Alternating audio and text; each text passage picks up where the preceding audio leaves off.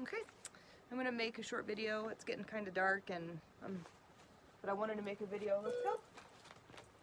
Of Ripple off leash in my backyard, and this is gonna be a Ripple come place. I got my speaker set up here so you can see the e-collar when I'm using it, when I turn it off, all that stuff. Sit. You'll be able to hear the speaker box go off, and I'm going to like focus on explaining the e-collar and how to use it. Once you can know how to work this guy off leash with an e-collar and get really good expectations, you'll become very powerful. Hey, Strider's out in the street working, so here.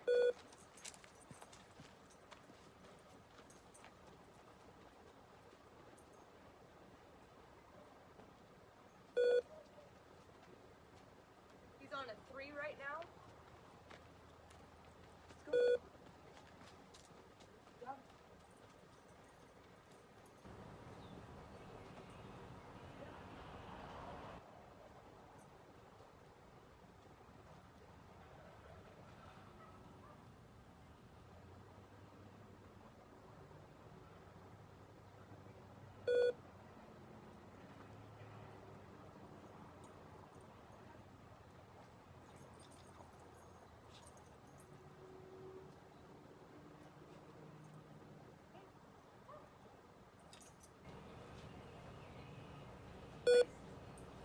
Good job. Sit. Good. So, this is what happened. I tried to do a video in the field yesterday of Ripple to explain the e-collar work. Ripple, come. He's obsessed. He's worried about Strider right now. Please. Leave it. Hey, leave it. Good. I was trying to do a video in the field yesterday, and I had the whole 15-foot line out. Ripple, come. And he stayed in a heel position the whole time. Come. Please.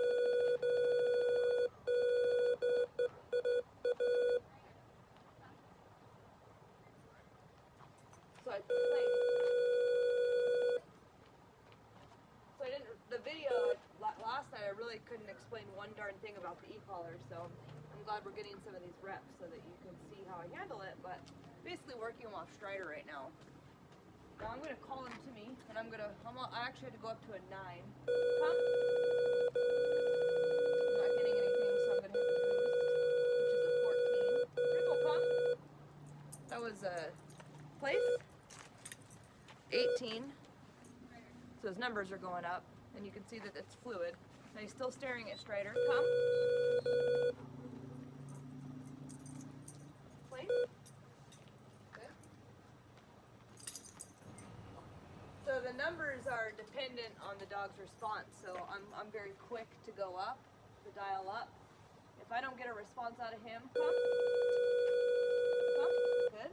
Really quickly, I'm going to go up. Place. So I don't want to give him more windows of time to fixate and escalate, because then my e-collar numbers will really go up high. Come. So I'm actually trying to keep it in a mellow state. Come. This is the higher numbers for him on the e-collar, and it's because Strider's right there in sight. So he's obviously more worked up about Strider. Leave it. Itching the collar is just place, trying to take it off because he doesn't want to listen. So there's actual leave it. There's actually indications that place. There's actual indications that leave it. The e-collar is too high, like you'll see like a flick of the neck, or a yelp, and then there's indicators that they're just being manipulative. So when he's itching, it's not a sign of being uncomfortable. It's actually him going, I don't want to listen, I don't want to listen. So it's important that I don't turn my e-collar off when they're doing that. Come. That way they don't train themselves that if they itch, I'll stop the stem. Come.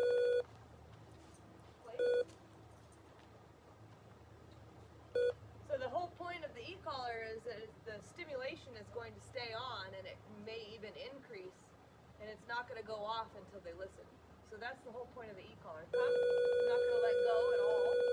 Now I'm going to start going up. That was an 8 here until they listen. So I don't want to, let's go.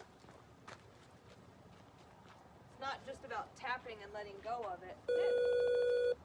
It's about holding until you get that commitment. So it's not quick tap, it's actually a hold, and then the release comes when the dog starts to show us that they can listen. Let's go. Please.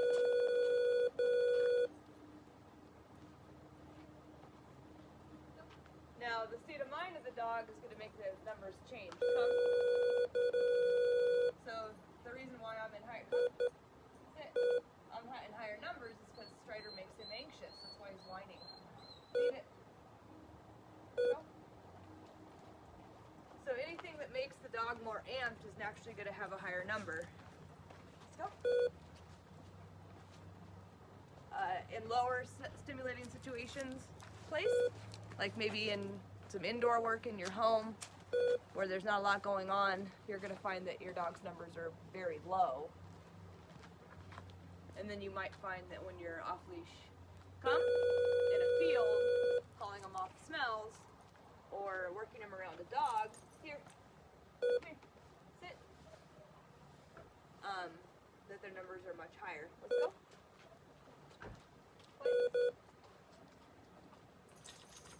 So it's kind of like a barometer, the e-collar is. It's to tell me how they feel about the stimulus, if it gets them more worked up, if they're more calm or relaxed. Here. And you'll notice just a little side thought, that one of the reasons why I'm calling Ripple away off the place board is because he's fixating on Strider in the wrong state of mind. Let's go. So I don't care what they're looking at, I don't want them to look at it in that. And that's why he whines when he stares at him like that. That's not good. So, please. So back to your e-collar being a barometer, come. Gonna go up. Oh, it's 7 here. You're going to be fluid in your e-collar numbers because it's going to be based on how the dog feels. Sit. Which does make this a little bit more challenging e-collar work. Let's go. But what's kind of fascinating about it,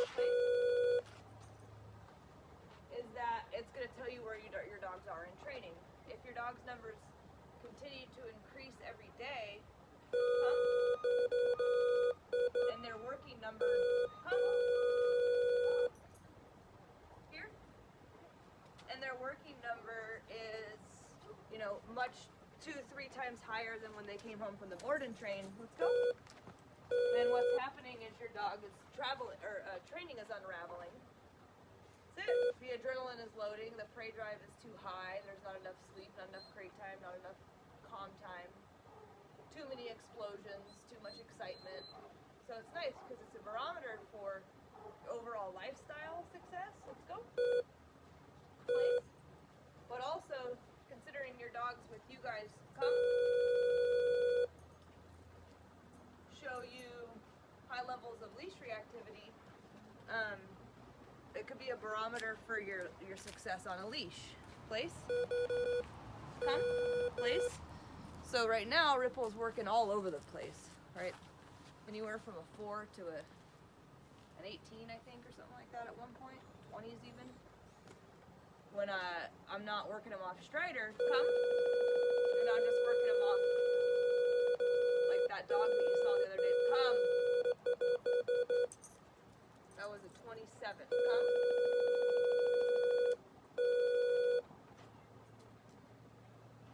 Sit. Place. Come. Place. That dog in the video, come. That dog in the video the other day, he was on a 3, and then when I hit the boost, it was whenever he lunged forward, which was an 8, and that's all I had to do the whole video. So that tells me that, the sight of other dogs is not as intense anymore. And so let's go. Your numbers won't probably be that low, But if you can eventually get them down low like that, you know you're making some serious headway in terms of your training. So the fact that it's an 8 off a strange dog, a pit bull nonetheless, big old dog, he's a 27 off Strider, so that gives you some more sort of indication as to how stressed Strider makes him feel. There's your barometer for you. Let's go.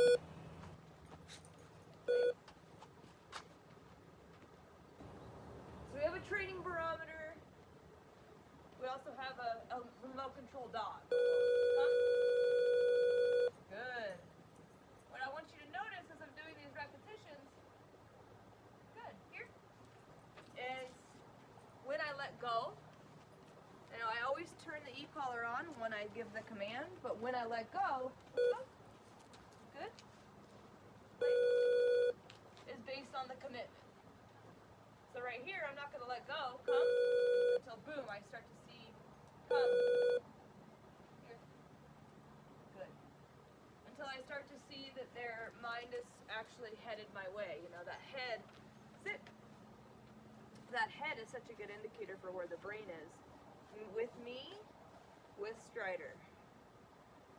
So and then of course we have different states of mind to play into how they're looking. So, prey drive.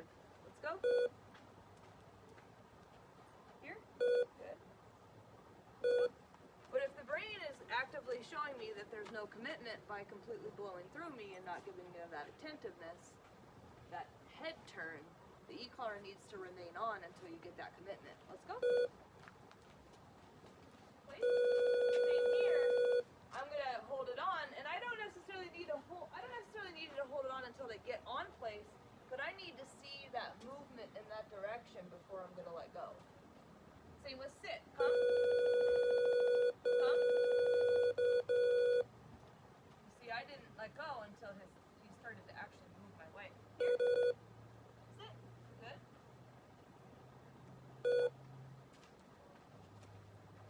I'm on a 5 right now. Let's go. Sit. Good.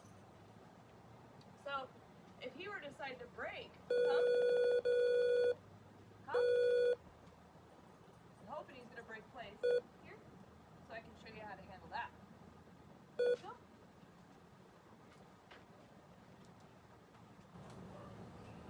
Sit. Good. Let's go.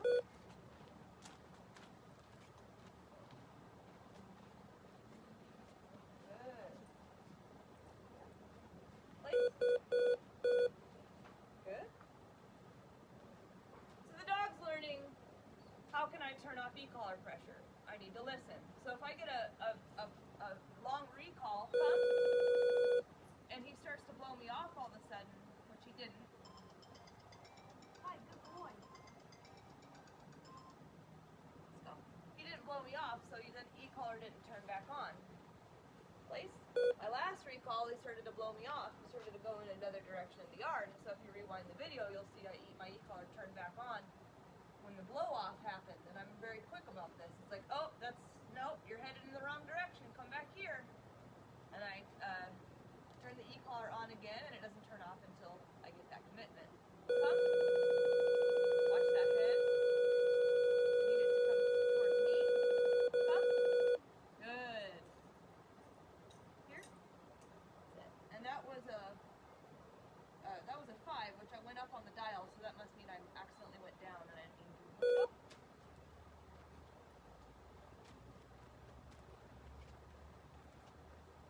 Sit. Good. Let's go.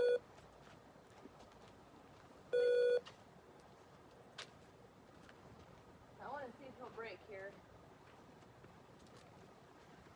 Place. I wish I wouldn't have done that, darn it.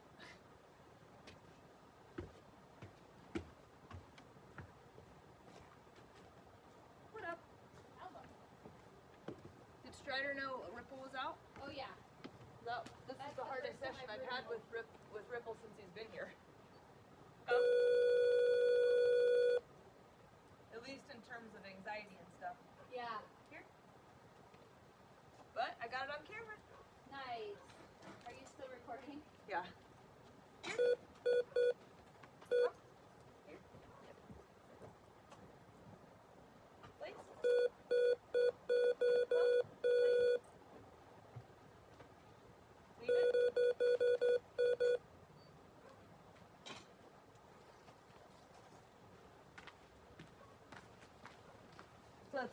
I'm not seeing him looking in the garage towards Strider as much anymore.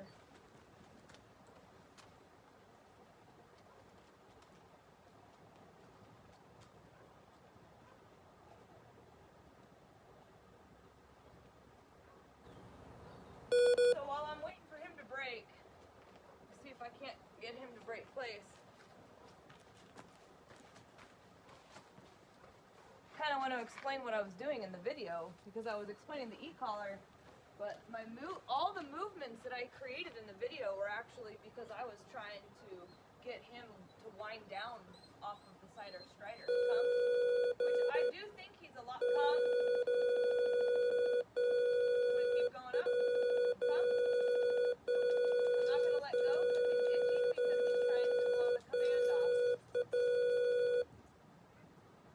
That was a 21. Sit. Okay. Place. This dial is really sensitive and you'll find that out tomorrow. So you're going to be doing this more than anything because I've just done this so much. But you see how he's looking? And right now he's looking at my employee and her dog, but that prey drive intensity that we discussed the last session. Well, if you look over the video, thanks Hillary. Yeah. See you, dude. If you look, if you go back over the video, he's looking at Strider like that the whole time, right? So he's just, oh my God, I'm so worked up. There's my brother. And that's gonna build anxiety. It's just like everything else we discussed with prey drive. It builds adrenaline, it builds anxiety, it builds tension, it builds frustration. Come. Even that, just there, even though he's just looking at my neighbor. Come. 14. Now I come, now he's blowing me off. Right? They can sit in the air to blow me off too. There's all different ways they can blow me off. It's not just prey drive. It's place. So, Ripple's state of mind towards Strider was really unproductive, and this is why they're so toxic for each other, because they make each other feel this way, but also they become big time hunters together. Yeah, let's go hunt. That's why he looks at him like that, because he represents that in his mind. Yeah, we're gonna guard and protect, and we're two brothers, badass brothers. It's like, no, you guys are both actually terrified of everything. So I'm trying to help him calm down about his brother's presence. This is gonna get harder and harder to see. I'm gonna wrap this video up here, but every time he looks over at Strider and tenses his mouth up and gets his ears all erect and worked up, I'm gonna let's go.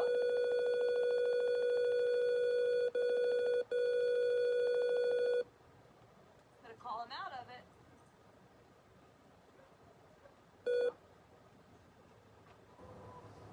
So that I don't allow that state of mind to load and escalate and become more challenging to work with. I need to make sure that that brain stays in pack drive. Come, place, sit. And the more I keep him, the more I keep him in pack drive, adrenaline leaves the system, cortisol leaves the system, they start to see clearly, they can make better choices, they can look to their handler, they can come when called. You know, the selective listening is no longer an issue because they're in a state of mind where they actually can listen. So this resolve is very pleasing to any owner, but to accomplish this at home requires a lot of work, a lot of patience, and attentiveness to detail. Leave it. So basically I called him off of it and I removed him from place, and when I removed him from place, that took that fixation and that escalation away from him and put him back into a calmer state. And then I reset him on place, and my conversation is kind of like, hey, can you handle this? Or can you look at Strider appropriately? And then of course it didn't take very long for him to say, no, I sure can't. I get really worked up and I get fixated and I escalate and start whining, and oh my gosh, there's my brother. So I call him off again, and I just repeated that throughout the entire film. I'm switching his drive. Strider, come back to me, get out of that state of mind, calm down, get in pack drive, pay attention to your handler. He sees Strider again, Strider, fixates, you know, erect, all that, and then I repeat it over and over and over again. Now, you know, I didn't get to finish the job with Strider in line of sight, but honestly, I'm not so sure if I could have accomplished that anyway, because it's going to take a long time before we can accomplish that, at least on a high level. So the fact that he's, leave it, Strider's no longer around, and he's no longer whining, and he's really gotten to a better point personally, I think that this is a good time to end the session because I've calmed him all the way back down. And that's the whole point of this activity, is to keep the brain active so it doesn't load and fixate, to keep it from escalating, is to teach the dog to see the world in a way that's less stressful, less adrenalized, and we're not hunting. You get fed every day, why are you hunting, right? So it's like, just relax, man.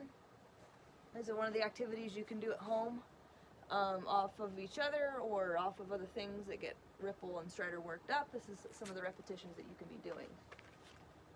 So I really didn't get to work on, I know that this happened in the video, so again, you can rewind if you want, but Ripple breaks place at one point in the video, and the e-collar turns on the very second his foot hits the ground, and it does not turn off until he gets back on. And that's how I build a really solid stay out of my place. Come, let's see if we can get it. Let's try one more. I know you're done. Good boy. Place. Good boy. Oh, I like it. See how much place? There we go. That was it. Perfect. Now I'm gonna walk away. Do it again. I just really want to be quick about it, but I want him to understand that when he's on that place board, if I have not released him, he's going to feel stimulation if he tries to get off, and it's not going to turn off, and it might even increase until he gets back on.